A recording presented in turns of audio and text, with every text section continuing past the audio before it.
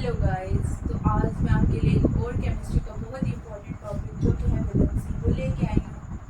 और केमिस्ट्री और वैलेंसी को समझने के लिए सबसे पहले इसकी सिंपल डेफिनेशन को देखते हैं, which is a combining power of atom और a molecule to form a compound.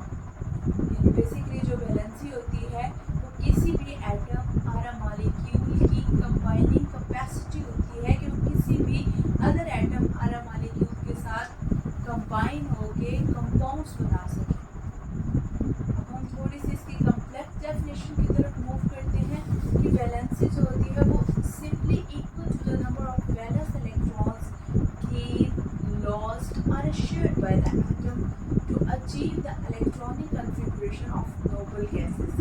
कि जो वैलेंसी होती है वो सिंपली किसी भी एटम के आउटर मोस्ट या उसकी वैलेंस शेल्स में कितने इलेक्ट्रॉन्स हैं, आइदर वो उनको गेन करे, लूज करे या शेयर करे दूसरे एटम के साथ, ताकि वो हासिल कर सके इलेक्ट्रॉनिक कन्फिग्रेशन नोबल गैसेस की तरह। यहाँ पे अब ये क्वेश्चन अराइज होता है कि जितने भी एटम्स हैं वो ये क्यों ट्राई करते हैं कि उनकी इलेक्ट्रॉनिक कन्फिग्रेशन भी नोबल गैसेस की तरह हो जाए।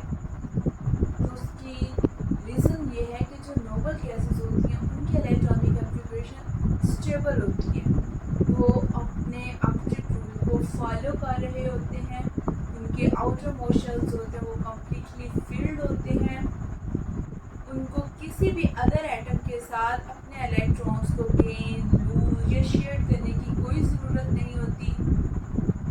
That's why every atom or a element or a molecule want to become like noble gases।